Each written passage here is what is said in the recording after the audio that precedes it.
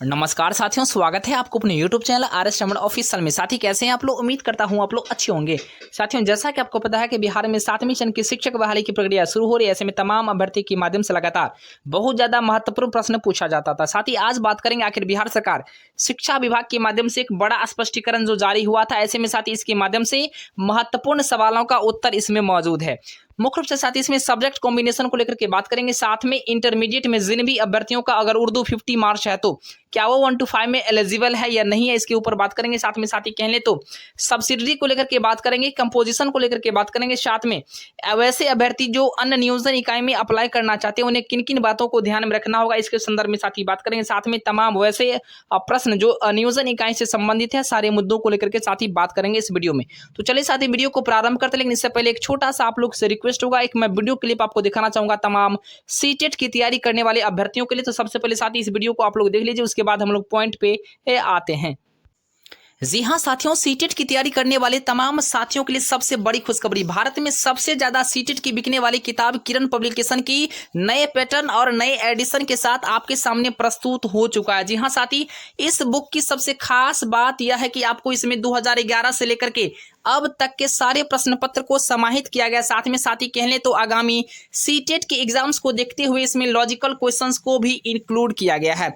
साथ में solve paper के साथ आपको सरल व सटीक भाषा में विस्तृत व्याख्या भी देखने को मिल जाएगा और आसानी से साथ ही आप इस बुक को परचेज भी कर सकते हैं। इसी वीडियो के डिस्क्रिप्शन में साथ ही आपको लिंक मिल जाएगा। अगर आप चाहते हैं पेपर 1 का बुक परचेज करना तो पेपर 1 का बुक आप परचेज कर सकते हैं। अगर आप चाहते हैं पेपर 2 के मैथ और साइंस का बुक परचेज करना तो मैथ और साइंस का बुक साथ ही परचेज कर सकते हैं। अगर आप चाहते हैं पेपर 2 के सोशल साइंस के बुक परचेज करना तो साथ ही आप सोशल साइंस के पेपर 2 का भी बुक परचेज कर सकते हैं। तो आइए साथ ही बिना समय गवाए जो इस बुक को परचेज करते हैं और अपने तैयारी को नया आयाम देते हैं।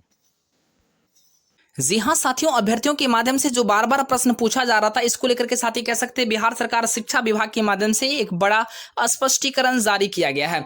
ऐसे में साथ ही राज्य के प्रारंभिक विद्यालयों में शिक्षक नियोजन की प्रक्रिया शुरू हो रही है। ऐसे में नियोजन से संबंधित कतिपय बिंदुओं के संबंध में जो बार बार प्रश्न पूछा जा रहा था, अतएव महत्वपूर्ण प्रश्नों के संबंध में जो बार बार पूछे जाने वाले प्रश्न हैं इसको लेकर के शिक्षा विभाग बिहार सरकार के माध्यम से एक बड़ा स्पष्टीकरण जारी किया गया है।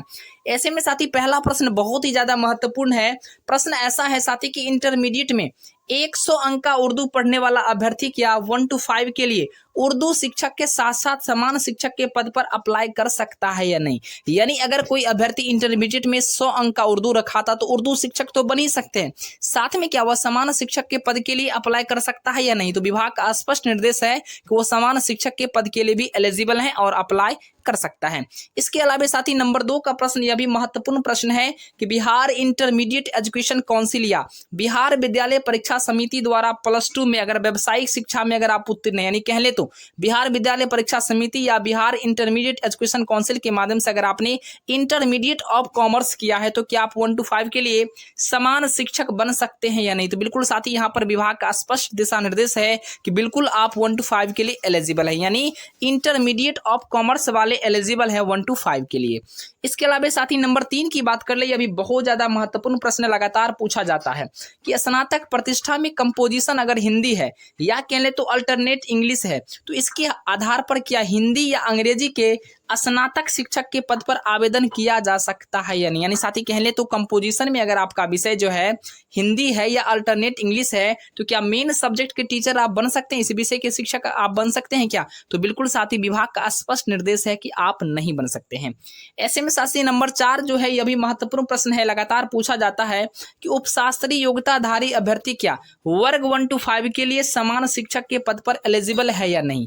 यानी अगर आपने उपशास्त्री से अगर आपने डीएलएड किया है, उपशास्त्री से अगर आपने डिग्री किया है तो 1 to 5 के लिए आप एलिजिबल है या नहीं। तो साथ ही यहाँ पर स्पष्ट निर्देश है कि उपशास्त्री वाले अभ्यर्थी 1 to 5 के लिए समान शिक्षक के पद पर एलिजिबल नहीं है। इसके अलावा साथ ही महत्वपूर्ण प्रश्न है साथ ही नंबर 5 का अगर बात कर ले तो स्नातक प्रतिष्ठा उत्तीर्ण अभ्यर्थी के मेधा अंक की गणना उनके सब्सिडरी वाले पेपर कंपोजिशन वाले पेपर और मेन पेपर के आधार पर किया जाएगा या सिर्फ जो है मेन पेपर के आधार पर ही किया जाना है। ऐसे में साथी विभाग का स्पष्ट निर्देश है कि इस स्थिति में प्रतिष्ठा विषय के साथ साथ आपके सब्सिडरी विषय और कंपोजिशन विषय सारे विषयों के अंकों को जोड़ करके उसी के आधार पर आपका मेधा अंक बनेगा। यानी साथी कह ले तो आपको मेन पेपर के अंक को ही नहीं जोड़ने हैं, इसके अलावा भी आपको सब्सिडरी और कंपोजिशन वाले पेपर के आधार पर ही टोटल मार्क्स पर ही आपको जो है यानी कह ले तो 1500 के मार्क्स पर ही आपको जो है साथी मेधा अंक का निर्माण करना है। ऐसे में साथी नंबर 6 वाला प्रश्न अभी महत्वपूर्ण प्रश्न है। लगातार पूछा जाता है कि एक आवेदक एक से अधिक नियोजन इकाई में अप्लाई कर सकता है या नहीं। जी हाँ साथी, आप एक से अधिक नियोजन इकाई में इजिली टू वे आप अप्लाई कर सकते हैं। इसके अलावा साथी नंबर 7 वाला प्रश्न है कि अगर आप जिस जिला से अगर आपने सीटेट या बीटेट की परीक्षा में सम्मिलित हुआ है, क्या उस जिला के अलावा अन्य जिलों में अप्लाई कर सकते हैं? तो बिल्कुल साथी आप आसानी से अप्लाई कर सकते हैं, बिल्कुल आप एलिजिबल है, बहुत सारे जिलों में आप अप्लाई कर सकते हैं। इसके अलावा साथी 8 नंबर प्रश्न है कि चूंकि समान जाति की महिला को प्रारंभिक शिक्षक नियोजन हेतु आरक्षण मिला हुआ है, ऐसे में क्या समान जाति की महिला आवेदन आरक्षित कोटि में करेगी क्या? बिल्कुल नहीं साथी, आरक्षित कोटि में वो आवेदन नहीं करेगी, वो अपने ही कोटि में आवेदन उनको करना होगा। लेकिन उन सभी को जो आरक्षण मिला हुआ है उनका फायदा उनको देखने को मिलेगा। यानी कुल मिलाकर कह ले तो जो जनरल कैटेगरी की महिला जो आती है, जिनको नियोजन में कह सकते हैं रिजर्वेशन मिला हुआ है, उनको आरक्षित कोटि में अप्लाई नहीं करना होगा, उनको अपने ही कोटि में अप्लाई करना होगा, लेकिन उनको बेनिफिट देखने को मिलेगा, फायदा देखने को मिलेगा। इसके अलावा साथी 9 नंबर प्रश्न है कि भौतिक रसायन शास्त्र एवं गणित विषय के स्नातक उत्तीर्ण अभ्यर्थी स्नातक विज्ञान शिक्षक के लिए अप्लाई कर सकते हैं या नहीं। तो ऐसे में साथी यहाँ पर लिखा हुआ कि नहीं, यानी अगर आपने भौतिक यानी फिजिक्स केमिस्ट्री या मैथमेटिक्स अगर आपने ग्रेजुएशन किया है तो आप विज्ञान शिक्षक के लिए आवेदन नहीं कर सकते हैं। यानी आप फिजिक्स के लिए कर सकते हैं, केमिस्ट्री के लिए कर सकते हैं, लेकिन स्पेशल साइंस के लिए आप अप्लाई नहीं कर सकते। ऐसे में अभ्यर्थी गणित विषय के लिए आवेदन कर सकते हैं। यानी कह सकते हैं साथी ऐसे अभ्यर्थी मैथमेटिक्स के लिए अप्लाई कर सकते हैं, लेकिन साइंस विषय के लिए आप आवेदन नहीं कर सकते। इसको लेकर के एक बड़ी खबर है।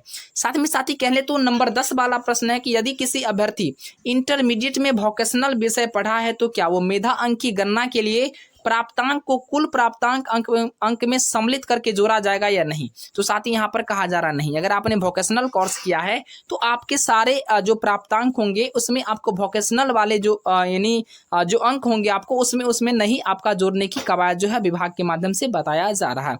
इसके अलावा साथ ही नंबर अगर 11 की बात कर ले, महत्वपूर्ण प्रश्न है कि नियोजन इकाई वार एवं कोटि वार रिक्ति की जानकारी कहाँ से प्राप्त की जा सकती है। अगर आपको नियोजन इकाई वार या कोटि वार जो जानकारी लेनी है उसकी आपको जानकारी कहाँ से मिलेगा, तो संबंधित नियोजन इकाई से मिलेगा। यानी आप जिस भी नियोजन इकाई में अगर आपने अप्लाई किया है उसी नियोजन इकाई के माध्यम से मिलेगा, या संबंधित यानी उसी नियोजन इकाई से संबंधित जो भी जिला शिक्षा पदाधिकारी का कार्यालय होगा वहां से आप प्राप्त कर सकते हैं।